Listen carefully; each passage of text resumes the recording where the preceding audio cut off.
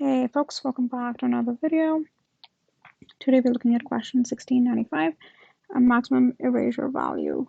The way we'll be solving this problem is by keeping a track of the sum of previously seen elements in the nums array itself, because we won't be traversing backwards, we'll only be traversing forwards. So we won't be using any extra space, at least in terms of the sum of the elements that we've seen so far. However, we will be using a hash map to keep a track of the elements that we've seen and their indices. So let's get started. Let's take care of the first case, the base case first. Let's get, so what would be the sum if num's length is equal to 1, right? So you just return the single element. So let's tackle that first. So nums.length.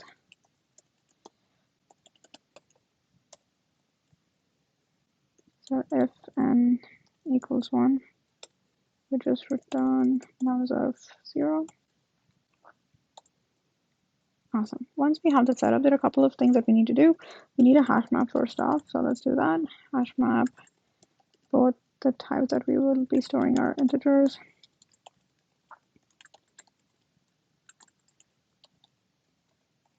Next up, we need start. Actually, let's call it left. Let's initialize that to 0.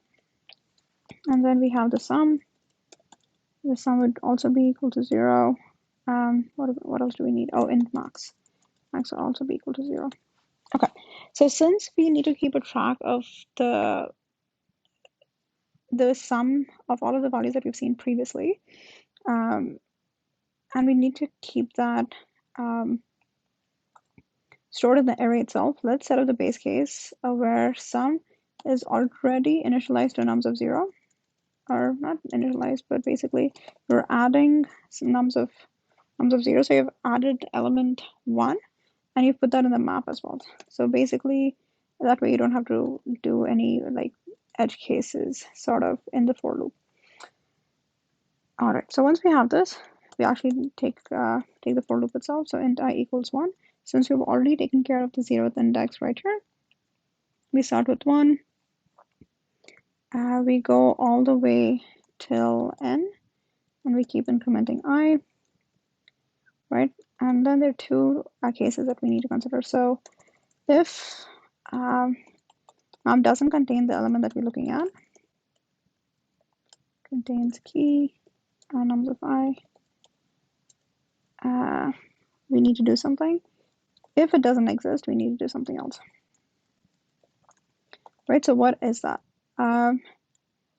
So if the number doesn't exist in the hash map, that means, okay, so the elements are not repeating, so you just can add that to the sum, right?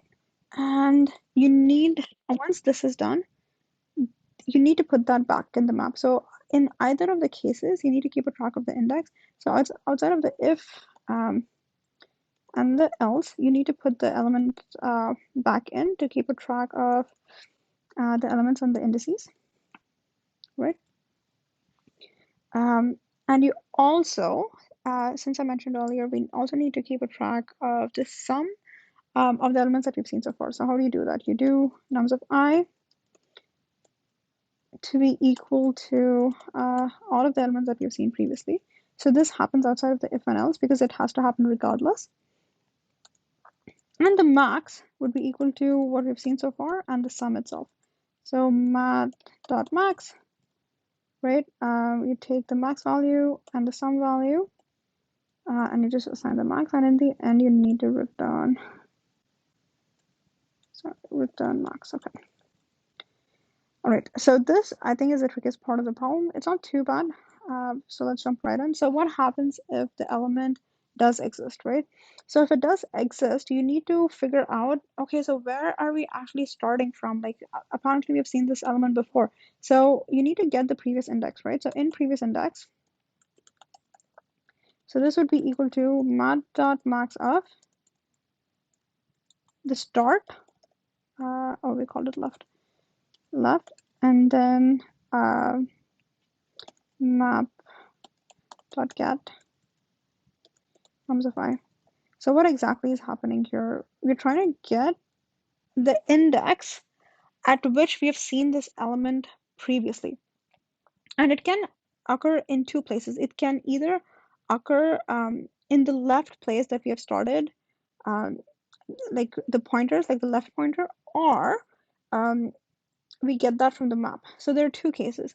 In one case, like the left index that we have started at could be greater than the previous time that we've seen the same element. In that case, we need to take left because there are elements in the current left between the left and the right pointers that could have something before left. So we need to take the max, and we could have possibly seen the left behind, and this is greater than the left. So basically, you need to take the max of these two indices so that we are not taking any of the repeated elements, and you need to reassign start, not start, like left, to be previous index.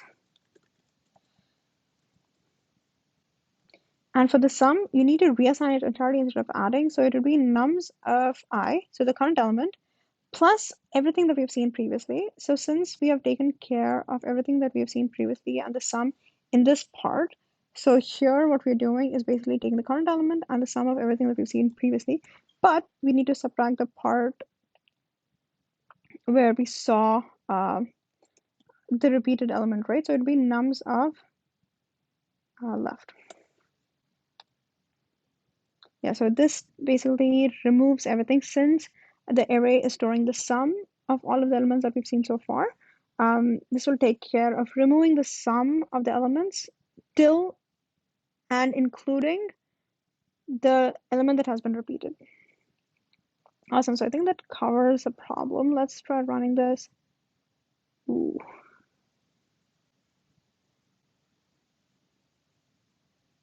Output is 21. So basically, worked on the second case, but not the first case. Okay, let's see what's wrong. It's greater than what's expected. So okay,